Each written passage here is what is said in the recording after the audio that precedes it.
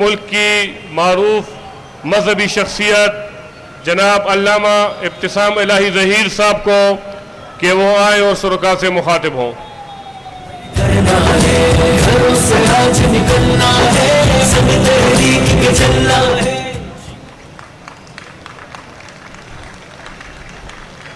نحمدہ ونصلی علی رسولہ الکریم بسم اللہ الرحمن الرحیم۔ ضرب اللہ مثلا قریۃ کانت آمنۃ مطمئنہ یاتیہا رزقہا رغدا من کل مکان فکفرت بانعم اللہ فاذاقہا اللہ لباس الجوع والخوف بما کانوا یصنعون۔ حضرات گرامی قدر، آج ہم یہاں پر جس عظیم مقصد کے لیے جمع ہوئے ہیں، اصولی طور پر ہمیں یہاں پر جمع ہونے کا موقع نہیں ملنا چاہیے تھا، اس لیے کہ ہم نے یہ وطن اگر حاصل کیا تھا کلمہ طیبہ کی بنیاد پہ حاصل کیا تھا، کتاب و سنت کی عملداری کے لیے حاصل کیا تھا اور بڑی قربانیوں کے بعد حاصل کیا تھا، اس وطن کے حصول کے لیے ہزاروں کی تعداد میں کملی والے آقا سے محبت کرنے والے لوگوں نے اپنے تن من دھن کو نشاور کر دیا، بوڑھوں کی داڑھیوں کو لہو میں ڈبویا گیا، ماؤں کے آنچلوں کو اتارا گیا، بہنوں کے دوپٹوں کو نوچا گیا، جوانوں کے سینوں میں سنگینوں کو اتارا گیا، معصوم بچوں کو نیزوں کی انیوں پر تڑپایا گیا اور پاکستان کے طول و عرض میں ایک ہی نعرے کو لگایا گیا۔ پاکستان کا مطلب کیا؟ لا الہ الا اللہ۔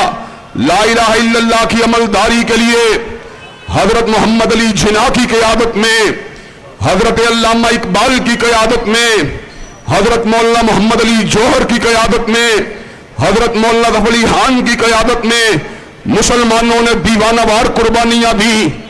ان قربانیوں کی ایک جھلک دیکھنی ہو تو آج بھی بنگلہ دیش کے اندر جماعت اسلامی کے رہنماؤں کو کٹتے ہوئے دیکھ کر اور صلیب کے پھندوں کے پر جھولتا ہوا دیکھ کر اس قربانی کی ایک جھلک کو تم دیکھ سکتے ہو۔ حضرات گرامی کا دکھ کا مقام یہ ہے، ہم نے یہ وطن تو حاصل کیا، معیشت محمدی کے نفاذ کے لیے حاصل کیا صلی اللہ علیہ وسلم، لیکن تعصب کا مقام یہ ہے کہ اس ملک کے اندر کبھی جاگیردارانہ نظام کو مسلط کیا گیا، کبھی سرمایہ دارانہ نظام کو مسلط کیا گیا، اس ملک کے اندر بینکوں میں سودی لین دین کے کاؤنٹروں کو کھولا گیا۔ مجھے آپ یہ بات بتلائیے، رزق کا مالک کون ہے؟ رزق کا مالک تو اللہ ہے، رزق کی چابیاں ساری کی ساری اللہ کے پاس ہیں، لیکن جب اللہ اور اس کے رسول کے ساتھ اعلان جنگ کر دیا جائے اور سودی لین دین کو معاشرے کے اندر عام کر دیا جائے تو پھر آسماں کی بلندیوں سے آواز آتی ہے، یمحق اللہ الربا ویربی الصدقات۔ اس صدقات سے اپنے ہاتھ کو روکنے والوں اور خیرات سے اپنے ہاتھ کو روکنے والوں اور سود کے تالاب میں اپنے ہاتھ کو گندا کرنے والوں، تمہارا کام کبھی بھی پرورش نہیں پا سکتا، سود کے کام میں کبھی بھی بڑھوتری نہیں ہو سکتی۔ حضرات گرامی قدر، ایک طرف ہم سود کا لین دین کرتے رہے اور دوسری طرف پروردگار عالم کی عظیم الشان نعمت آزادی کا بھی ہم نہ شکریہ کرتے رہے۔ حضرات گرامی قدر، اللہ نے قرآن مجید میں ایک بستی کا ذکر کیا جس کے پاس امن بھی تھا، اطمینان بھی تھا، رزق کی نعمت بھی تھی، فکفرت بانعم اللہ، انہوں نے اللہ کی نعمت کو ٹکرا دیا، فاذاقہا اللہ لباس الجوع والخوف بما کانوا یصنعون، اللہ نے ان سے رزق کو چھینا، ان کے اوپر بھوک کو مسلط کر دیا، ان سے امن اطمینان کو چھینا، ان کے اوپر خوف کو مسلط کر دیا۔ یہ پاکستان جو پاک اور پوتر ریاست کے طور پہ بنایا گیا تھا، اس میں بدکرداری کے اڈے بھی کھلے رہے، اس کے اندر شراب کی بھٹیاں بھی چلتی رہی، اس کے اندر جسم فروشی کے دھندے بھی ہوتے رہے، فحاشی اور یانی کے پروگرام بھی ہوتے رہے، یہاں تک کہ ماضی قریب کے اندر LGBT اور ٹرانسجنڈر جیسے بلوں کو پیش کیا گیا۔ اس نعمت کی ناشکری کی وجہ سے بھی ہمارے رزق کو طلب کر لیا گیا۔ ہم اللہ تبارک و تعالیٰ سے اللہ معافی مانگتے ہیں اور پاکیزہ زندگی گزارنے کا عزم کرتے ہیں. انشاءاللہ جب عرش والا راضی ہو جائے گا رزق کے اندر فراوانی ہو جائے گی. فَقُلْتُ اسْتَغْفِرُوا رَبَّكُمْ إِنَّهُ كَانَ غَفَّارًا يُرْسِلِ السَّمَاءَ عَلَيْكُمْ مِدْرَارًا وَيُمْدِدْكُمْ بِأَمْوَالٍ وَبَنِينَ وَيَجْعَلْ لَكُمْ جَنَّاتٍ وَيَجْعَلْ لَكُمْ أَنْهَارًا. اپنے پروردگار سے اپنے گناہوں کی معافی مانگو. وہ فراواں بارشوں کو نزول کرے گا. وہ تمہارے مالوں کو بڑھا دے گا. وہ تمہاری اولاد کو بڑھا دے گا. وہ تمہارے نہروں کو روا فرما دے گا. وہ تمہارے لیے باغات کو سرسبز و شاداب کر دے گا. اور تیسری ہماری بدنصیبی یہ رہی کہ ہمارے حکمران IMF اور بیرونی امداد کی طلبگیری کے لیے بین الاقوامی اداروں کے غلام بنے رہے. انہی کی شرائط کے اوپر اپنے معاشی معاملات کو استوار کرتے رہے. حضرات گرامی قدر میں حالیہ دنوں کے اندر 14 روز کے لیے برطانیہ کا دورہ کر کے آیا. وہاں ونڈ ملز کو جگہ جگہ چلتے دیکھا. سولر پلیٹوں کو جگہ جگہ لگے ہوئے دیکھا. ہائیڈل پروجیکٹس کو کام کرتے ہوئے دیکھا. لیکن دکھ کی بات یہ ہے یہاں پر میگا پروجیکٹس کے نام کے پر اپنی تجوریوں کو بڑھا گیا, اپنی جیبوں کو بڑھا گیا. عوام کے لوٹے ہوئے پیسوں کو انشاءاللہ ان کی تجوریوں سے برآمد کروایا جائے گا اور انشاءاللہ ملک کی معیشت کو بحال کروایا جائے گا. حضرات گرامی قدر, کسی کہنے والے نے کیا خوب بات کی ہے, جو پڑوں میں سسکتی ہوئی بیویوں ہوں گے حالی تمہارے لیے وہ محل جو محل تاجداروں نے بنوائے ہیں اپنی پیاری مہارانیوں کے لیے.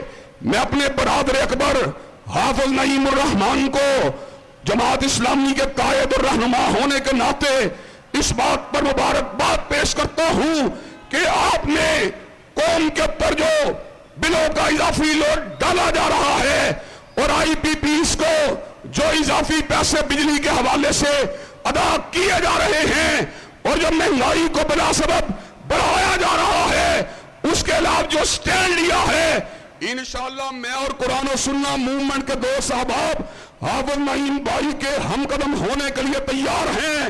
اور انشاءاللہ اس ملک کے اندر اللہ کے فضل و کرم سے چوروں کا احتساب کیا جائے گا, ڈاکوؤں کا احتساب کیا جائے گا اور انشاءاللہ معیشت محمدی کو یہاں پر عام کروایا جائے گا.